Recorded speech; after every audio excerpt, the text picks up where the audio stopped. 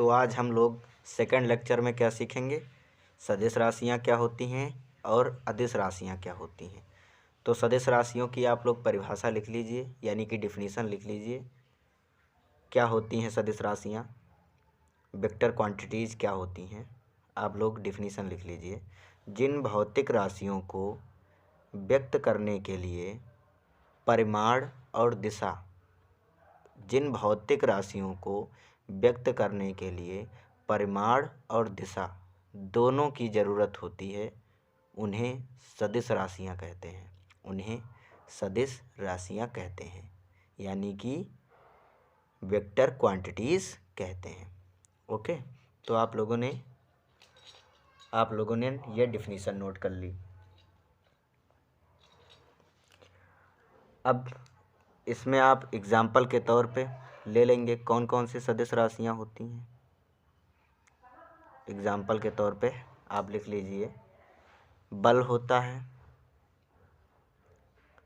वेग होता है, त्वरण होता है, विस्थापन होता है, ऐसे संवेग होता है, आवेग होता है,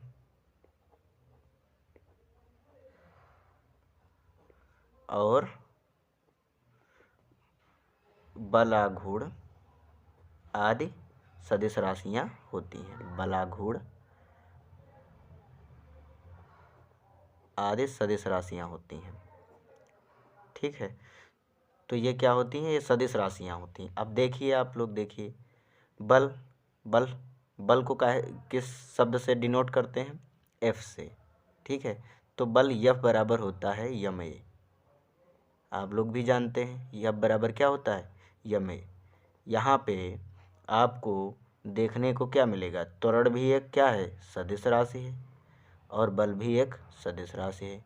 जबकि द्रव्यमान, किसी भी वस्तु का जो द्रव्यमान होता है वो एक अदिश राशि होता है, यानी कि द्रव्यमान क्या है, अदिश राशि है। ठीक है, तो यहाँ पे आप लोगों ने क्या देखा कि ये एक सदिश राशि हो गई। ठीक है, ऐसे ही आप लोग लिख लीजिए हेडिंग में अदिश राशियाँ। अदिश राशियाँ क्या होती हैं, अदिश राशियाँ। तो अदिश राशियाँ क्या होती हैं, वह भौतिक राशियाँ, आप लोग डिफिनीशन लिख लीजिए, वह भौतिक राशियाँ जिनको व्यक्त करने के लिए केवल परिमाण की आवश्यकता होती है, दिशा की आवश्यकता नहीं होती है। वह भौतिक राशियाँ जिनको व्यक्त करने के लिए केवल परिमाण की आवश्यकता होती है और दिशा की आवश्यकता नहीं होती है, उन्हें क्या कहते हैं, अदिश राशियाँ कहते हैं। उन्हें अदिश राशियाँ कहते हैं। अब इसमें आप लोग एग्जाम्पल नोट कर लीजिए। अदिश राशियों को इंग्लिश में स्केलर क्वांटिटीज़ कहते हैं। ठीक है, तो आप इसमें एग्जाम्पल नोट कर लीजिए। एग्जाम्पल अभी आपको बताए हैं कि पहला एक एग्जाम्पल तो इसी में बताया है कि द्रव्यमान होता है, द्रव्यमान, लंबाई,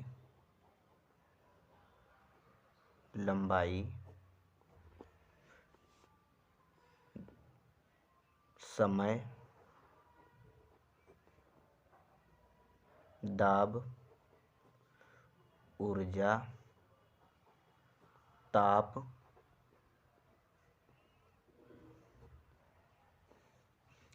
आवृत्ति,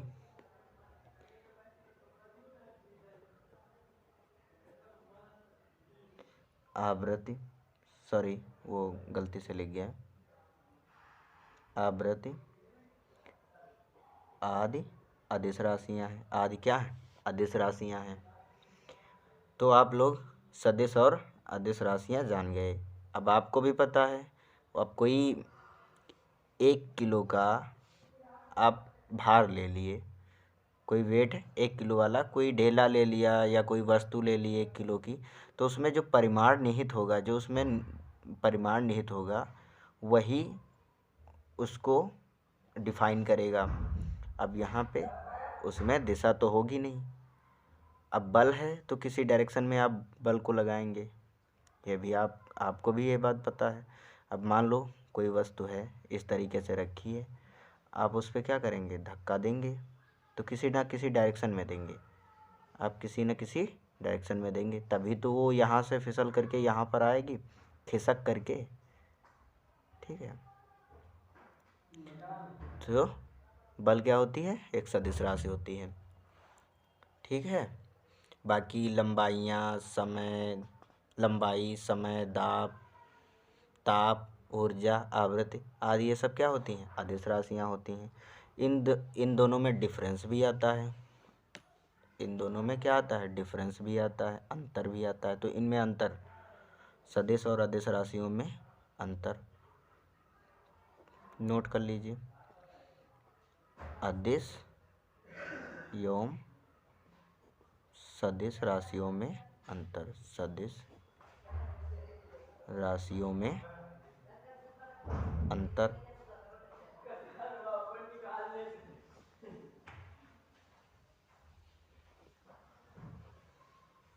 ठीक है, तो अंतर में नोट कर लीजिए।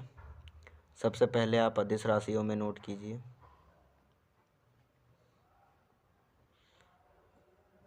अदिश राशि में नोट कीजिए, फिर सदिश राशि में इधर इस तरफ सदिश राशि में नोट कर लीजिए। ओके,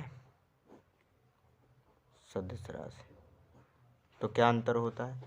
अदिश राशि, अदिश राशि में नंबर 1 नोट कर रही है, इन्हें व्यक्त करने के लिए केवल परिमाण की आवश्यकता होती है, जैसा कि अभी आपको द्रव्यमान के लिए बताया।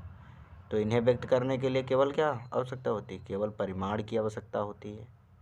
और इन्हें व्यक्त करने के लिए परिमाण और दिशा दोनों की आवश्यकता होती है। इन्हें व्यक्त करने के लिए परिमाण और दिशा दोनों की आवश्यकता होती है। इसमें ओनली परिमाण, इसमें ओनली परिमाण, और इसमें परिमाण और दिशा दोनों, परिमाण और दिशा दोनों।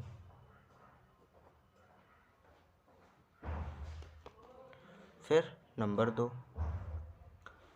नंबर 2,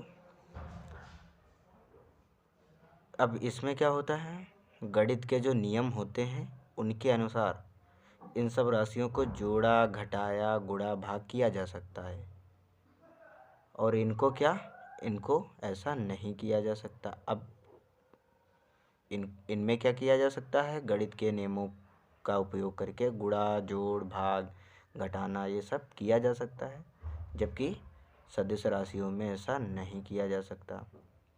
नंबर 3, तो आप इसको भी नोट कर लीजिए, गणित के साधारण नियमों के अनुसार इन राशियों को जोड़ा, घटाया या गुणा, भाग किया जा सकता है। और इसमें नोट कर लीजिए, इनमें ये गणितीय नियमों के अनुसार गुणा, भाग, जोड़, घटाना नहीं किया जा सकता। फिर नंबर 3, इन्हें एक अक्षर या किसी संख्यात्मक मान द्वारा व्यक्त किया जा सकता है। ठीक है, इन्हें किसी एक अक्षर या संख्यात्मक मान द्वारा व्यक्त किया जा सकता है, जैसे कि समय। अब समय को टी से व्यक्त करते हैं, जैसे कि समय, जैसे कि समय, जैसे कि समय। अब समय को किस चीज़ से व्यक्त करते हैं, टी से। ठीक है, और इसमें क्या किया जाता है, इसमें किसी भी चीज़ को व्यक्त करने के लिए ऊपर तीर लगाया जाता है।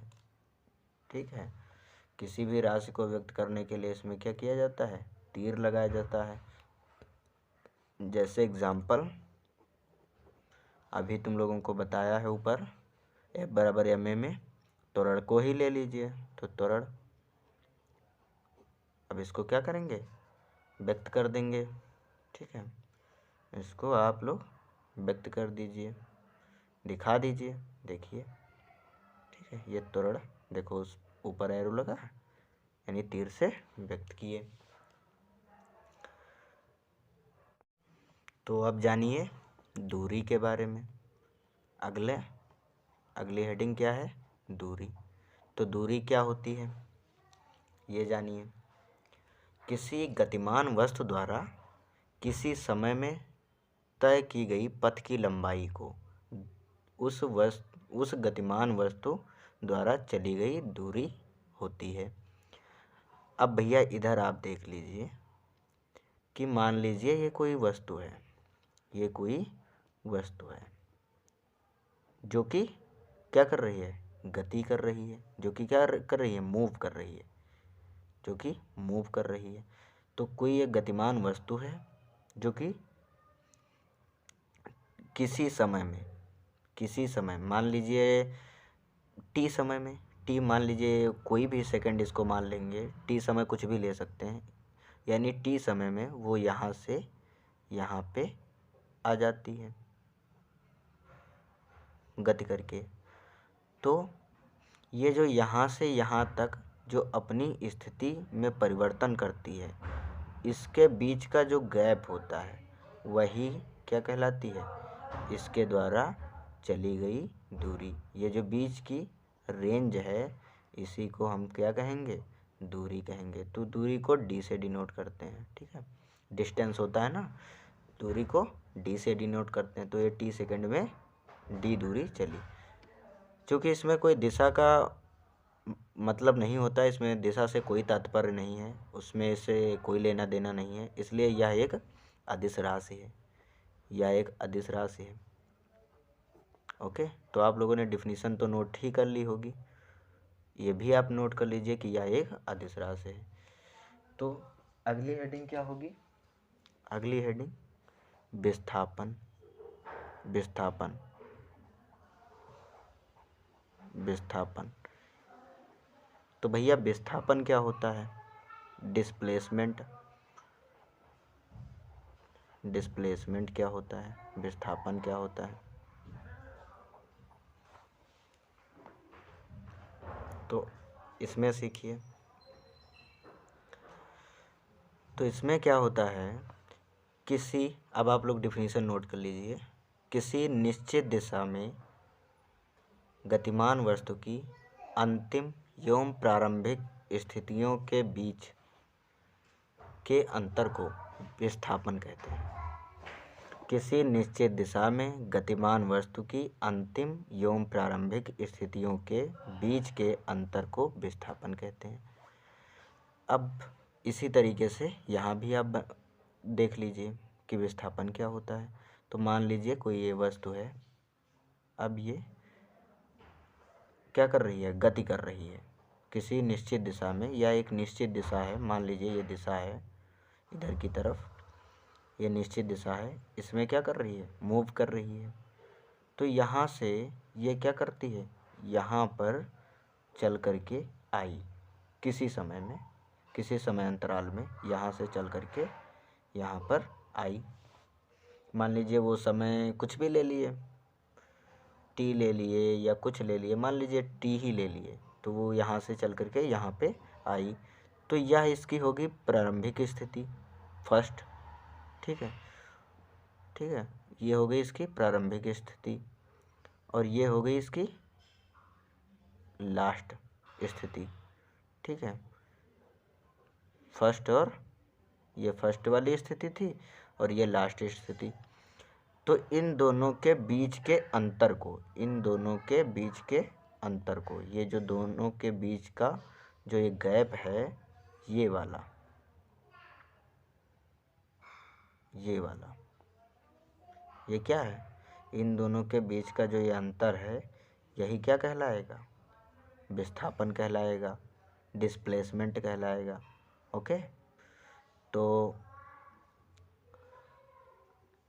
आप लोग क्या करिए,